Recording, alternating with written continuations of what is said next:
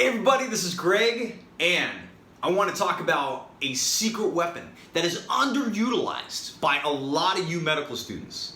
I've been talking with a lot of people, a lot of Term 1 students, and they tell me they do the practice questions, they do Anki, they use a lot of other resources, they do a lot of whiteboarding, they do all these other things.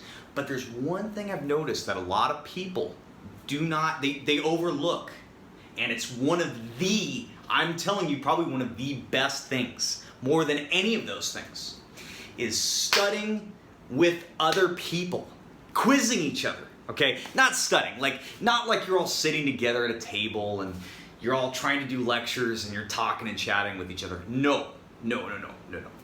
I'm talking about getting together 2, 3, 4 times a week, meeting up as a group, and just quizzing each other. I'm telling you, I don't know why, but for some reason, if you ask a question, you don't forget that question that you had asked the person. If someone asks you a question, for some reason, the information just sticks. I think this is my idea, is that there's more adrenaline associated with it. There's more fear because you may look stupid, and so adrenaline kind of makes that information stick a little better. And sometimes people are really mean. They pick the most obscure content, like the absolute most obscure thing.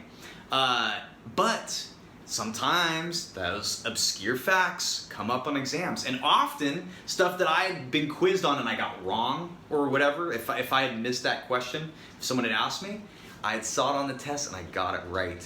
Okay. Now I know a lot of people are apprehensive to meet up with other people because they don't feel like they're ready. They feel like, oh, I just can't. I can't keep up with these people. Go, do it. Go and be wrong, because it's better to be wrong in those situations and then learn the material than to totally miss it on the exam. Okay. It's such an important tool. It's such an important tool that I think is totally underused. So how do you do it? So what I prefer to do, 2 times a week I'll meet with one group of people, and 2 times a week I'll meet with another group of people, okay? And often, and every time I've done this in any group, the material is almost always different, okay? It's like it's like both groups we're in 2 different lectures, okay? Because the things that people pick up on and the things that you pick up on may be completely different. So I prefer to stick with different groups, okay, and quiz with different people. You each pick 15 questions each, or maybe one person picks a lecture, you do the other lecture, and then switch off, or whatever, or topics, like one person does PATH, one person does drugs, or something like that. And you just quiz each other. And you can either ask, or what's nice about Zoom is that you can share your screen and you can do like multiple choice questions. Okay, that's kind of cool.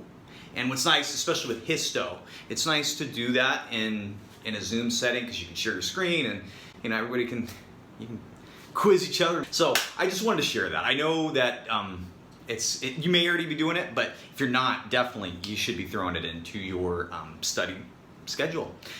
All right, so go out there and kick some butt.